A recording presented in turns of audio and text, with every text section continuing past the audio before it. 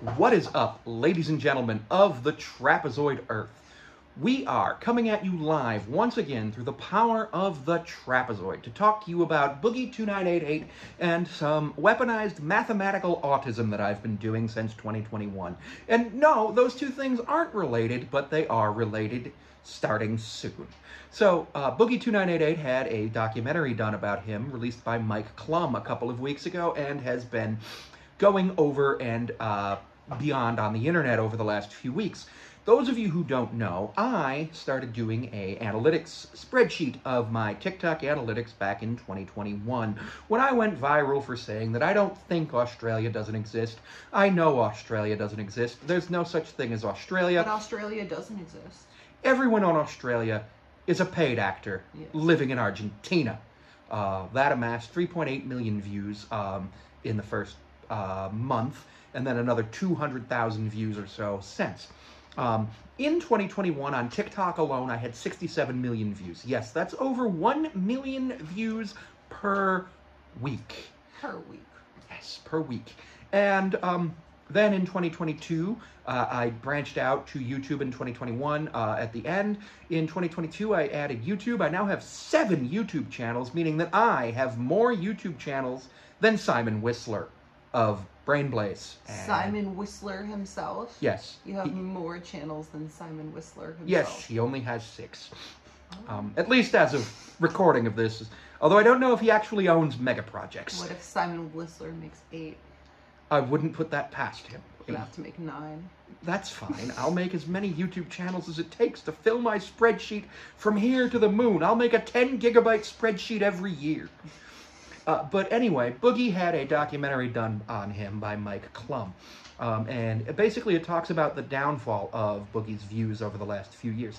Well, in 2020 I had about 40 million views, approximately, in approximation. In 2022 I had about 44 million views. So I was averaging about 42 million views per year coming into this year. As of right now, when I looked at the spreadsheet this morning, I am at 24 million video views and impressions across all of my social media. Not great for somebody who has a combined 72,000 subscribers. Most of them on TikTok, where I do short-form content, long-form content, nonsense, threaten to file lawsuits against people randomly, claim things don't exist, and work to fundraise for the gravity bill that we haven't paid in 7 million years. So if you could please make sure that the gravity is working where you are, that would be great. But I have found something interesting about Boogie, and you might think that this is a video to pile on Boogie. It's not. It's not. I could do that easily. Boogie's in control of the gravity. He owns the gravity bill. Interesting. I will ask him if he'll pay the gravity bill. Better pay the gravity bill. But no, what I'm going to talk about is how every content creator goes through some of the things that Boogie's going through, which is a decline in popularity and a decline in views. Now, my peak was 2021. I had no job, no school. I was not in education, employment, or training. I could go out and make 130, 140, 150, 160. One time I made 256 videos in a day. By the way, that's the limit to the amount of TikToks you can post in a day. Ask me how I know. But I did that. And then that allowed me to gain a large following. But also, a man by the name of Isaac Butterfield chose to make a video about me. Actually, he made 2 videos about me, but I can't find one of them. I just showed her the second one, where he was quite rude after I threatened to file a lawsuit against him. Haven't you threatened lawsuits against hundreds of people? I think at last count, the court told me I've threatened to file a lawsuit against 1.3 million people or entities, including God 6 times. It was Australia. Yeah, there was that time I threatened to sue Australia to prove whether or not it exists, and that didn't go anywhere. The producers of Australia sued us for making this content, actually. They did, but we were able to win that lawsuit simply due to the fact that this is considered commentary and is allowable under things like fair use. Now, what we have to understand about Boogie 2988 is he had a lot of really good content back in the day. Early YouTube. Where's my goddamn Mountain Dew? I was watching that MF when I was like 6. Yeah. Where's my Mountain Dew? Where's my goddamn Mountain Dew? Let me smell your breath. That thing got 25 million views. And honestly, every once in a while, I still sit and watch Where's My Mountain Dew. Who doesn't? Because it's a good video. It's an American tradition. It is an American tradition. I actually kept my Mountain Dew in the microwave for a few years. It's good. But what's happening is, so in the documentary, Boogie said he needs about $7,000 a month. And so I looked on Social Blade for me. I actually am not a monetized channel at this time, but Social Blade estimates that with what I get per month, I should make about $222 on the low end, and up to like $960 on the high end. And then if they put in my best month, which was a couple months ago, they think I could make up to $12,000 in a year if I were monetized. Excuse me. I'm not editing that out. I don't believe in editing. We don't believe in editing, just as we don't believe in Australia. Exactly. So now Boogie had all these views, all this money coming in. But this was pre-big spend. I think it was even pre-Google buying YouTube that a lot of his views came. Might not have been. I might be wrong on that. But it was pre-big advertiser spend. Pre-YouTube becoming a mega corporation. Yeah, exactly. So he made money. He was one of the first people to make money from making online content. But, like, what happened is with him, his content changed. People changed. People changed what they liked. And YouTube says make evergreen content. But, like, nobody knows what evergreen content is. For example, on TikTok... I don't know what evergreen content is. For example, on TikTok, I make something that is inherently not evergreen every day. Actually, two somethings. I predict the final score of every NHL and NBA game for that day. Therefore, that content has a shelf life of 24 to 36 hours. Predict the NFL schedule every week. 5 days. Not evergreen content. I make prediction videos about Formula One, often calling for Valtteri Bottas to be arrested. Not evergreen content. By the way, Valtteri Bottas, if he's watching this, should be arrested. I don't know what he did, but he very clearly did something, and he needs to be in jail. So please make sure that happens. But what happened is everybody's making fun of Boogie and saying it's Boogie's fault that his followers stopped following him. And yes, there are some things that Boogie did that were not great. Some comments he made, some things he did, the Frank Hassel situation. I can understand why people weren't on his side. I am fully on his side. I don't think you should be shooting people, but then again, like, you shouldn't be showing up at people's houses, like, ever, uninvited. That's, like, rule number 1 of life. But what happened is, over the last few years, 2 major things happened that destroyed Boogie 2988's reach. And the first thing was COVID-19. So, like I said, I actually started posting content outside of Instagram stories and posts for just my friends and family in 2020, in April, when things shut down. So Boogie had already been posting content. Boogie's content's going around. He can watch it. You can watch it. He's posting whatever, blah, blah, blah. You're good. That content exists. There's new content. He's expected to get X amount of views, Y amount of views, but ad spend's down. He's not going to make as much money. Whatever. But what's going to happen when you're not making as much money is you're going to be less motivated to make content. Which, that's fine, because when I don't make money, I'm not motivated to make content unless I'm bored. Now, the problem with that is I get bored a lot. We're bored. Yeah. I get bored a lot, so that's a whole situation that I got to deal with. So I make a lot of content.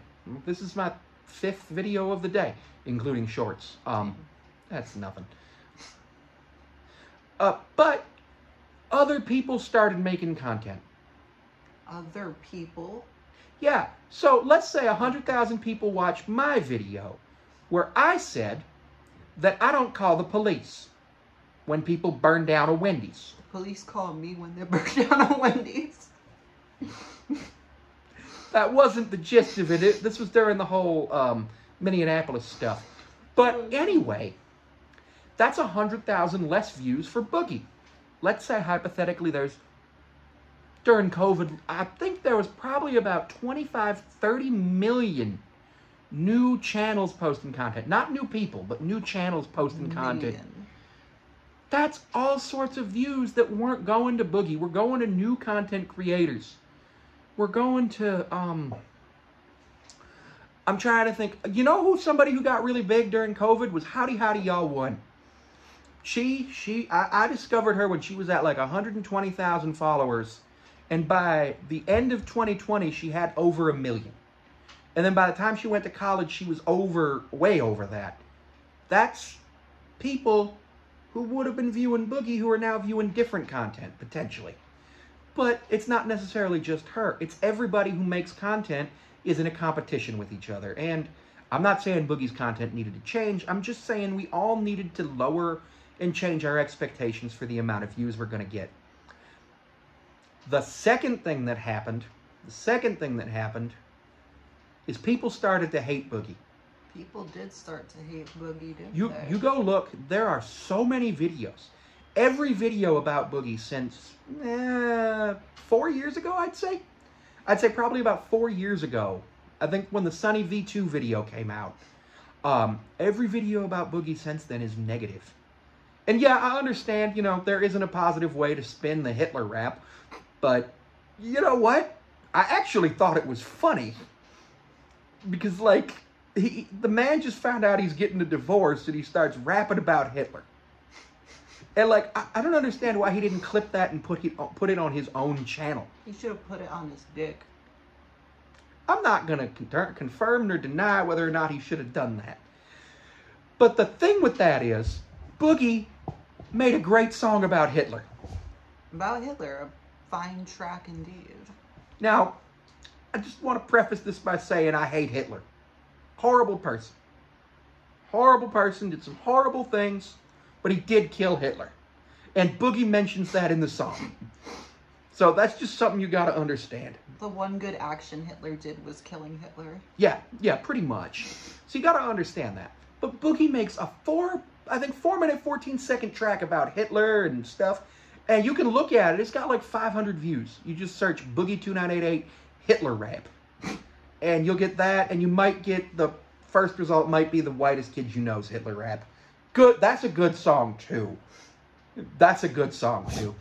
But anyway, with that, what we got to understand is that some people were just like thinking everything he did was just negative.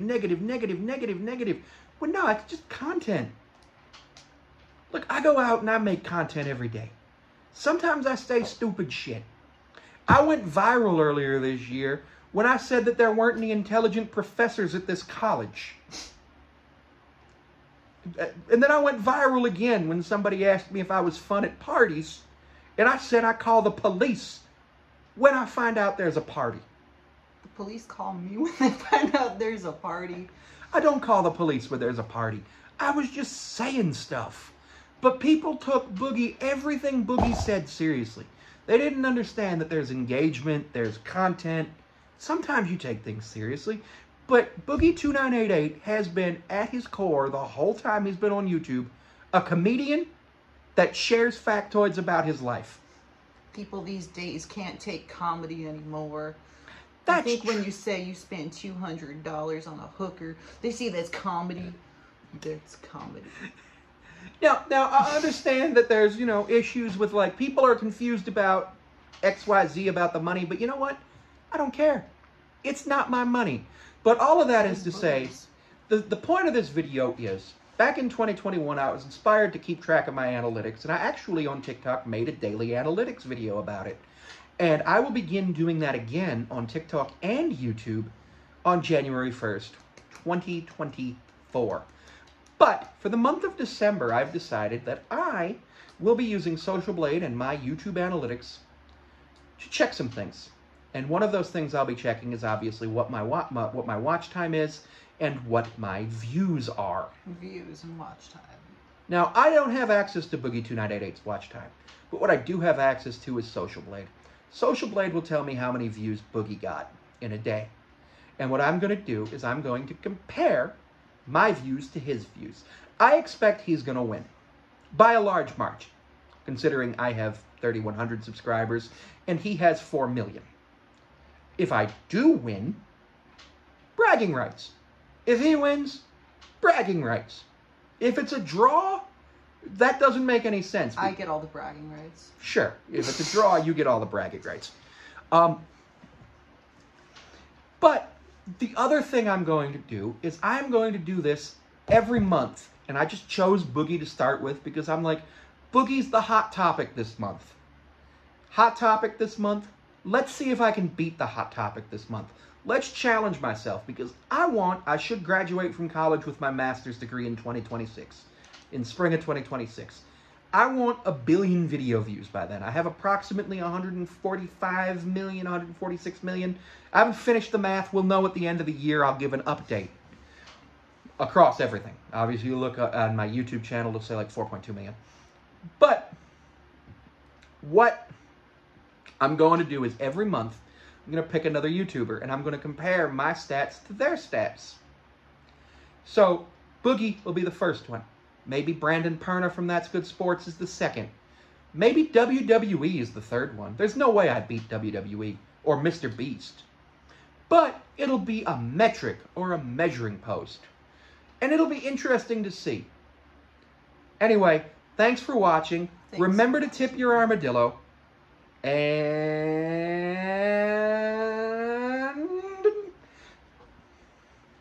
Rimmer! No, that was a Rimmer salute.